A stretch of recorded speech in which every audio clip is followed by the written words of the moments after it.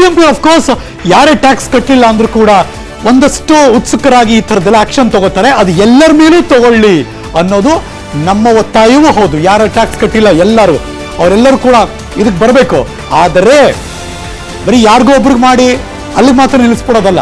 ಇನ್ನೊಂದು ಕಡೆ ಸಹಕಾರ ಇಲಾಖೆ ಅವರು ಕೂಡ ಈಗ ಮಿಕ್ಕಿದ್ದಿನ ದುಡ್ಡು ಕಟ್ಟಬೇಕು, ಇಲ್ಲಾಂದ್ರೆ ಮತ್ತೆ ಇದೇ ಪರಿಸ್ಥಿತಿ ಬಂದ್ಬಿಡುತ್ತೆ ಆ ಎಲ್ಲ ಮಾರಾಟಗಾರರಿಗೆ.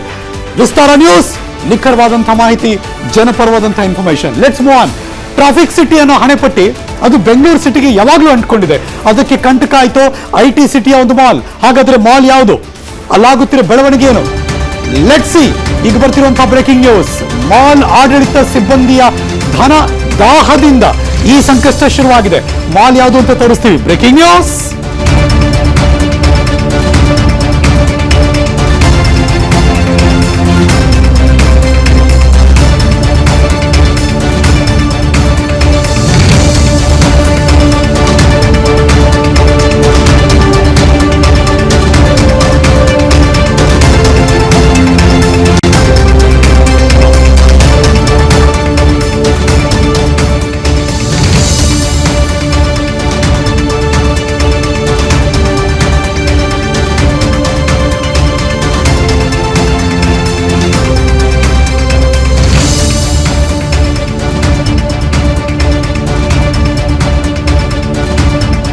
ಮೊದಲೆಲ್ಲ ಬೆಂಗಳೂರಿನ ಸಿಲ್ಕ್ ಬೋರ್ಡ್ ಅಂದ್ರೆ ಯಪ್ಪ ಆ ಜಾಗದಲ್ಲಿ ನಾವು ದೇವರಣಿಗೆ ಓಡಾಡಲ್ಲ ಅಂತಿದ್ರು. ಆ ತರಹದ ಪರಿಸ್ಥಿತಿ ಜನರ ನಿದ್ದೆಗೆಡಿಸಿತ್ತು ಸಿಲ್ಕ್ ಬೋರ್ಡ್ ಜಂಕ್ಷನ್. ಮತ್ತೊಂದು ಅದೇ ರೀತಿಯ ವಾತಾವರಣ ಸೃಷ್ಟಿ ಆಗ್ತಾ ಇದೆ. ಜನ ಸಿಲಿಕಾನ್ ಸಿಟಿ ಜನ ಬೆಚ್ಚಿ ಬೀಳ್ತಿದ್ರು ಸಿಲ್ಕ್ ಬೋರ್ಡ್ ಜಂಕ್ಷನ್ ಅಂದ್ರೆ. ಅದೇ ರೀತಿಯ ಮತ್ತೊಂದು ಟ್ರಾಫಿಕ್ ಹಬ್ ಇನ್ನೊಂದು ಏರಿಯಾದಲ್ಲಿ ಪ್ರತಿಷ್ಠಿತ ಮಾಲ್ನಿಂದ ಸಿಲಿಕಾನ್ ಸಿಟಿಯ ಮಾನ ಹರಾಜಾಗ್ತಾ ಇದೆ. ಒನ್ಸ್ ಅಗೈನ್ ಖಾಕಿ ಕಾನೂನು ಸಮರದ ಮಧ್ಯೆ IT ಸಿಟಿ ಮಂದಿ ತಮ್ಮ ಆಕ್ರೋಶವನ್ನು ವ್ಯಕ್ತಪಡಿಸ್ತಾ ಇದ್ದಾರೆ. ಮಾಲ್ ಏನೋ ಚೆನ್ನಾಗಿದೆ ನೋಡುವುದಕ್ಕೆ ಹೊರಗಡೆ, ಆದರೆ ಅಲ್ಲಿಂದ ಆಗುತ್ತಿರುವ ಟ್ರಾಫಿಕ್ ಜಾಮ್ ಇದೆಯಲ್ಲ ಅದು ಮತ್ತೆ ಮತ್ತೆ ಬೆಂಗಳೂರಿಗರಿಗೆ ಆಕ್ರೋಶವನ್ನು ತಂದೊಡ್ತಾ ಇದೆ. ಹಾಗಾದ್ರೆ ಮಾಲ್ ಯಾವುದು, ಯಾವ ಏರಿಯಾದಲ್ಲಿದೆ ಬನ್ನಿ ತೋರಿಸ್ತೀನಿ. ಬೆಂಗಳೂರಿನ ಬ್ಯಾಟ್ರಾಯನ್ಪುರದ ಮಾಲ್ ಅದು, mall of Asia. Breaking news.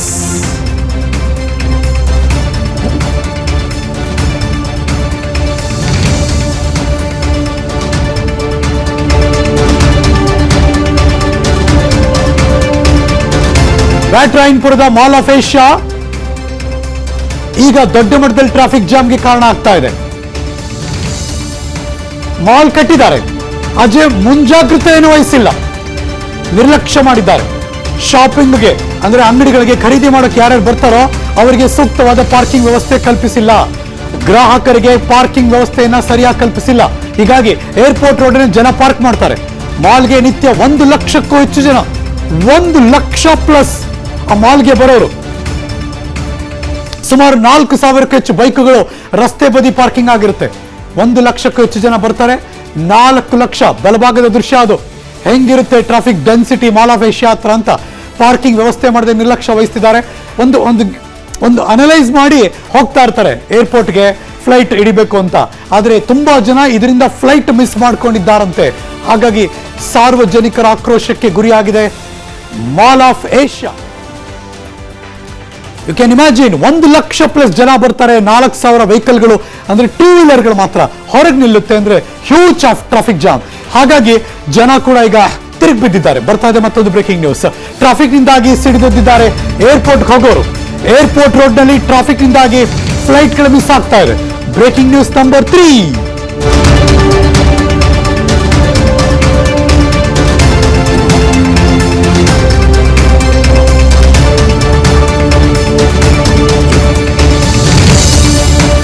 ಈ ಟ್ರಾಫಿಕ್ ಇಂದ ಬೆಂಗಳೂರು ನಗರಕ್ಕೆ ಕೆಟ್ಟ ಹೆಸರು ತರ್ತಾ ಇದ್ದಾರೆ. ಬಿಕಾಸ್ ಬೇರೆ ಬೇರೆ ದೇಶದಿಂದ ಬರ್ತಾರೆ, ಹೋಗ್ತಿರ್ತಾರೆ, ಅವರೆಲ್ಲರೂ ಕೂಡ ಟ್ರಾಫಿಕ್ ಜಾಮ್ ಅಲ್ಲಿ ಸಿಕ್ಕಾಕೋತಿದ್ದಾರೆ. ಏರ್ಪೋರ್ಟ್ಗೆ ತೆರಳೋದಕ್ಕೆ ಸಮಸ್ಯೆ ಆಗ್ತಿದೆ ಅಂತ ಸಾರ್ವಜನಿಕರು ಆಕ್ರೋಶವನ್ನು ವ್ಯಕ್ತಪಡಿಸಿದ್ದಾರೆ.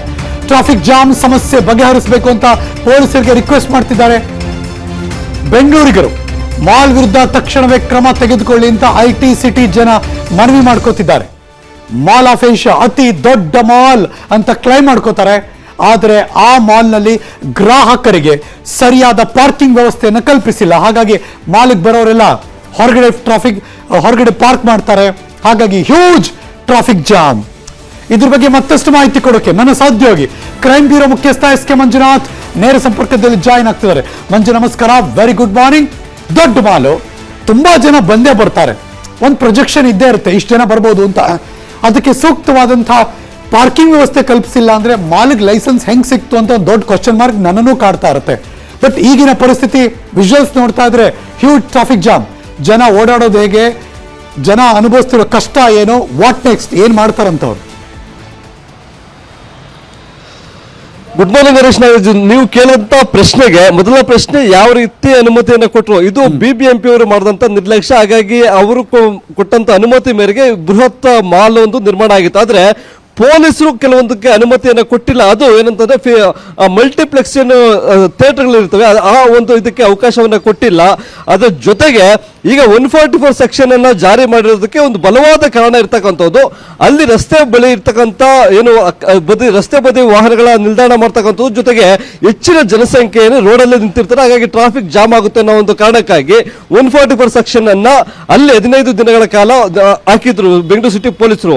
ಅದೇ ಇವತ್ತು ಪೊಲೀಸರು ಮತ್ತೆ ಏನು ಮಾಲ್ ಆಫ್ ಏಷ್ಯಾ ಆಡಳಿತ ಮಂಡಳಿ ವಿರುದ್ಧ ಇವತ್ತು ಒಂದು ದೊಡ್ಡ ಕಾನೂನು ಸಮರ ನಡೀತಾ ಇರ್ತಕ್ಕಂಥದ್ದು. ಅದರ ವಿಚಾರಣೆ ನಾಳೆ ಹೈಕೋರ್ಟ್ ನಲ್ಲಿ ಮತ್ತೆ 5ನೇ ತಾರೀಕು ನಾಳೆ ಬರ್ತಕ್ಕಂಥದ್ದು.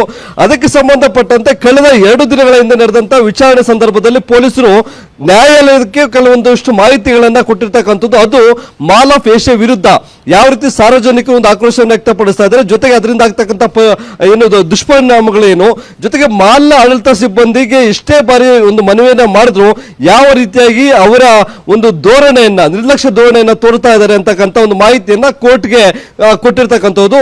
ಕೋರ್ಟ್ಗೂ ಅದರ ಅರಿವಾಗಿರ್ತಕ್ಕಂಥ ಅದು ಸಮಸ್ಯೆಯನ್ನ ಬಗೆಹರಿಸೋದಕ್ಕೆ ಅಂತ ಸುಮಾರು 650-700 ಕೋಟಿ ರೂಪಾಯಿ ವೆಚ್ಚ ಆಗಿರ್ತಕ್ಕಂಥ ವೆಚ್ಚದಲ್ಲಿ ನಿರ್ಮಾಣ ಆಗಿರ್ತಕ್ಕಂಥ ಈ ಒಂದು ದುಬೈ ಸ್ಟೈಲ್ ನ ಒಂದು ಮಾಲ್ ಏನಿದೆ, ಅದು ಬೆಂಗಳೂರು ಪೊಲೀಸರು ಹೇಳ್ತಕ್ಕಂಥದ್ದು ಅವರ ವ್ಯಾಪಾರಕ್ಕೆ ನಮ್ಮ ಕಡೆಯಿಂದ ಯಾವುದೇ ರೀತಿಯಾದಂತಹ ಅಡ್ಡಿ ಇಲ್ಲ, ಅವರ ವ್ಯಾಪಾರಕ್ಕೆ ನಮ್ಮ ಕಡೆಯಿಂದಲೂ ಸಹ ನಾವು ಪ್ರೇರೇಪಣೆಯನ್ನು ಕೊಡ್ತೇವೆ.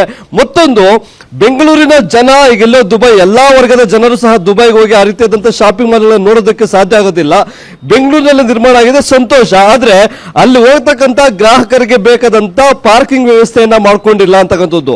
ಪ್ರತಿನಿತ್ಯ ಅದರಲ್ಲೂ ವೀಕೆಂಡ್ ಬಂದ್ರೆ ಸಾಕು 1 ಲಕ್ಷ ಜನ ಆ ಒಂದು ಮಾಲ್ಗೆ ಹೋಗ್ತಾರೆ ಅಂತಕ್ಕಂಥ ಮಾಹಿತಿಯನ್ನ ಕೊಟ್ಟಿದ್ದಾರೆ. ಪ್ರತಿ 4 ಜನ ಒಂದು ಕಾರಲ್ಲಿ ಹೋದ್ರು ಸಹ 40 ಕಾರುಗಳು, ಒಂದು 40,000 ಕಾರುಗಳಷ್ಟು ಹೋಗುತ್ತೆ. ಅಲ್ಲಿ ಯಾವುದೇ ರೀತಿಯಿಂದ ಅದಕ್ಕೆ ಪಾರ್ಕಿಂಗ್ ವ್ಯವಸ್ಥೆಯನ್ನ ಮಾಡ್ಕೊಂಡಿಲ್ಲ ಅಂತಕ್ಕಂಥದ್ದು. ಕೇವಲ 2,000 ಕಾರ್ ಪಾರ್ಕಿಂಗ್ ಮಾಡ್ಕೊಂಡಿದ್ದಾರೆ. ಅವರ ಅಲ್ಲಿ ಕೆಲಸ ಮಾಡ್ತಕ್ಕಂಥ ಸಿಬ್ಬಂದಿಗೆ ಪಾರ್ಕಿಂಗ್ ಅನ್ನ ಕೊಟ್ಟಿಲ್ಲ, ಅವರು ಬಂದು ರಸ್ತೆ ಬದಿಗಳಲ್ಲಿ ಹಾಕೊಳ್ತಾರೆ. ಹೀಗಾಗಿ ಏನು ಏರ್ಪೋರ್ಟ್ ರಸ್ತೆ ಇದೆ ಅದರ ಸರ್ವಿಸ್ ರಸ್ತೆಗಳಿರ್ಬೋದು, ಜೊತೆಗೆ ಮಾಲ್ ಆಫ್ ಏಷ್ಯಾಗೆ ಬ್ಯಾಕ್ ಗೇಟ್ ಅಂತ ಕರೀತಾರೆ, ಆ ಬ್ಯಾಕ್ ಗೇಟ್ಗೆ ಹೋಗ್ತಕ್ಕಂಥ ರೋಡ್ ಸಹ ಬ್ಲಾಕ್ ಆಗುತ್ತೆ. ಹಾಗಾಗಿ ಏರ್ಪೋರ್ಟ್ಗೆ ಹೋಗ್ತಕ್ಕಂಥ ಸಾಕಷ್ಟು ಜನರಿಗೆ ಫ್ಲೈಟ್ ಮಿಸ್ ಆಗ್ತಾ ಇದೆ ಅಂತಕ್ಕಂಥ ಆರೋಪವೂ ಸಹ ಬಂದಿರ್ತಕ್ಕಂಥ. ಅದಕ್ಕೆ ಸಂಬಂಧಪಟ್ಟಂತೆ ಏನು IT-BT ಸೆಕ್ಟರ್ ನಲ್ಲಿ ಕೆಲಸ ಮಾಡ್ತಕ್ಕಂಥ ಉದ್ಯಮಿಗಳಿರ್ಬೋದು, ಬಿಸ್ನೆಸ್ ಮೆನ್ಗಳಿರ್ಬೋದು, ಅವರೆಲ್ಲರೂ ಸಹ ಬೆಂಗಳೂರಿನ ಪೊಲೀಸರಿಗೆ ಒಂದು ಟ್ವೀಟ್ ಮಾಡಿ ಈ ಟ್ರಾಫಿಕ್ ಜಾಮ್ ಅನ್ನ ಕ್ಲಿಯರ್ ಮಾಡಿ ಅಂತ ಒಂದು ಮನವಿಯನ್ನ ಮಾಡ್ತಾ ಇದ್ದಾರೆ. ಹೀಗಾಗಿ ಈಗ ಏನು ಕಾನೂನು ಸಮರಕ್ಕೆ ಮುಂದಾಗಿರ್ತಕ್ಕಂಥ ಸಿಟಿ ಪೊಲೀಸರು ಕೆಲವೊಂದು ಮಾರ್ಗಸೂಚಿಗಳನ್ನ ಕೊಟ್ಟಿದ್ದಾರೆ. ಅದನ್ನ ಈಡೇರಿಸದೆ ಹೋದ್ರೆ ಪ್ರತಿ ವೀಕೆಂಡ್ ಬಂದ್ರೆ ಅಲ್ಲಿ 144 ಸೆಕ್ಷನ್ ಅನ್ನ ಜಾರಿ ಮಾಡ್ತೇವೆ ಅಂತಕ್ಕಂಥ ಎಚ್ಚರಿಕೆಯನ್ನು ಸಹ ಈಗ ಮಾಲ್ಗಳನ್ನ ಆಡಳಿತ ಮಂಡಳಿಗೆ ಕೊಟ್ಟಿರ್ತಕ್ಕಂಥದ್ದು. Harish Nagaraj, thank you so much S K Manjunath, ಈ ಕ್ಷಣದ ಮಾಹಿತಿಯನ್ನು ಅಪ್ಡೇಟ್ ಮಾಡೋದಕ್ಕೆ. ಅನುಕ್ಷಣದ ಸುದ್ದಿಗಳಿಗಾಗಿ Vistara news YouTube channel subscribe ಮಾಡಿ. ಹೊಸ ಸುದ್ದಿಗಳ ನೋಟಿಫಿಕೇಶನ್ಗಾಗಿ ಬೆಲ್ ಐಕಾನ್ ಕ್ಲಿಕ್ ಮಾಡಿ. ಲೇಟೆಸ್ಟ್ ಅಪ್ಡೇಟ್ಸ್ಗಾಗಿ www.vistaranews.com ವೆಬ್ಸೈಟ್ಗೆ ವಿಸಿಟ್ ಮಾಡಿ. ಅಂಗೈಯಲ್ಲೇ ಜಗತ್ತಿನ ಸುದ್ದಿ ತಿಳಿಯಲು Vistara news Kannada app download ಮಾಡಿ.